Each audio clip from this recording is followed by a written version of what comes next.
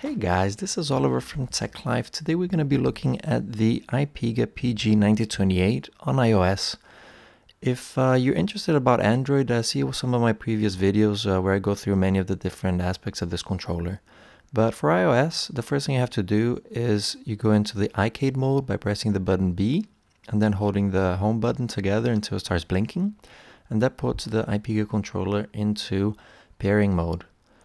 Then on the iPad, go into Settings, Bluetooth, and select your PG-9028.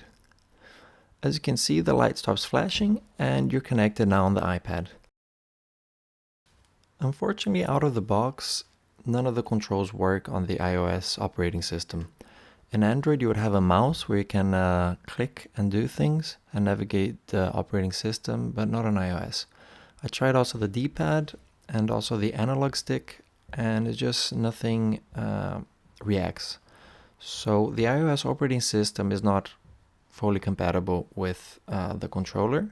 One thing that does work, however, is the multimedia buttons. If once you started playing on iTunes, you can easily pause and play, as you can see here. You can also change the volume up and down, and that is anywhere in the entire operating system, you know, whether you're playing a game, listening to music, or doing anything else. And you can also skip the track, as you can see right here. But apart from that, nothing else is working on the operating system. Of course, we have to look into games and programs on the App Store that might work with this iPega controller.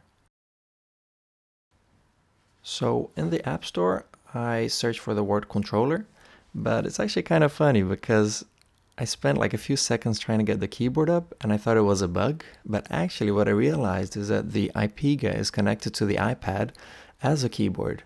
So as long as you have the iPega controller connected to your iPad, it will not show up, and there's nothing you can do about that except for turning off the iPega controller. And as you can see, the keyboard magically appears again and you can type. So now in the App Store, I wrote controller, and there's a few apps that help you with controller. One of them is to finding games that are supported by controllers. Others are to test the controller, but overall there's not that many applications that are directly to do with controllers, while on Android there was a lot more. So here in game controller apps, you can see many games, and I decided to try three. The game Airwings, which should support controller. Also the Beach Boogie Racing, which is a game I tried on the Android and it worked flawlessly. And lastly, an app that tests your controller and sees if everything is working okay, right? Unfortunately, I cannot recommend the iPega controller if you only have iOS devices. After testing the three different apps, I just couldn't make the iPega work with any of them. As you can see here on Earwings, it just doesn't recognize any controllers. And that's just a shame. Boogie Racing doesn't have really a menu to do with controllers, but it just doesn't work, while on Android it works out of the box.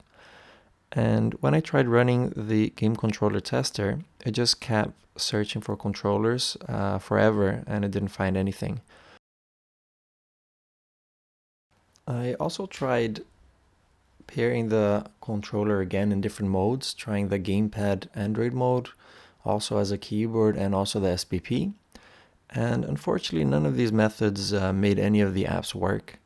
So I just conclude that the iPega controller doesn't really work very well with iOS.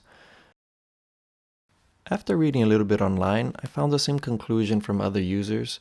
It turns out that the only games that work with the iPega controller is one iCade app and also Pac-Man.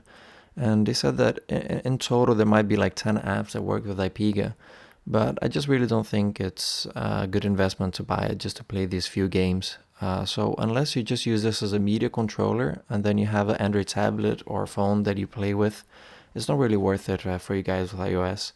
In that case, it would be better to invest some money on some of the other controllers, such as the Moga controller, controllers that are a bit more pricey, but that they have been optimized for iOS, and they should work with these controller apps. So that was it, guys. I hope you enjoyed this video. If you liked it, give me a thumb up and remember to subscribe.